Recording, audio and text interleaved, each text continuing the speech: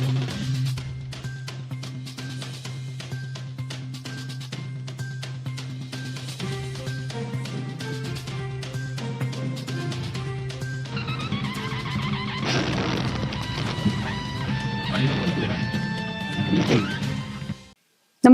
आपण पाहता हिरकणी न्यूज.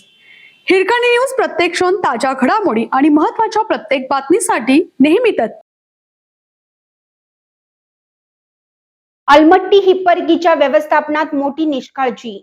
कर्नाटकच्या मनमानीमुळे सांगली कोल्हापूरवर पुन्हा महापुराची टांगती तलवार. अलमट्टी धरणाची पाणी पातळी 518.60 मीटर आणि हिप्परगी बॅरेजची पातळी 516 मीटरच ठेवा. केंद्रीय जल आयोगाच्या मार्गदर्शक सूचनांचं पालन करा. आतापर्यंत महापूर मानवी चुकांमुळे आहे, आता पुन्हा त्याच चुका नकोत, असा इशारा सेवानिवृत्त जलसंपदा अधिकारी प्रभाकर केंगार यांनी दिली आहे. जागतिक हवामान बदलामुळे कमी वेळेत जास्त पाऊस पडण्याचे प्रकार वाढले असून यावेळीही दुर्लक्ष झालं तर महापुराची स्थिती येऊ शकते, असं त्यांनी मत मांडलं आहे. निवेदनात म्हटलं आहे की जल आयोगाने जानेवारी 2018 मध्ये धरणे कोणत्या महिन्यात किती टक्के भरावीत याचे सविस्तर मार्गदर्शन केलं आहे. नोव्हेंबर 2018 मध्ये अलमट्टीच्या परिचालनाची स्पष्ट मार्गदर्शिका प्रकाशित केली आहे. त्यानुसार 21 जुलैपर्यंत 518.60 मीटरपेक्षा जास्त ठेवू नयेत, असं स्पष्ट नियम आहेत. पावसाळ्यात हिप्परगी बॅरेजचे सर्व दरवाजे पूर्णपणे उघडून ठेवण्याबाबत नियम आहेत.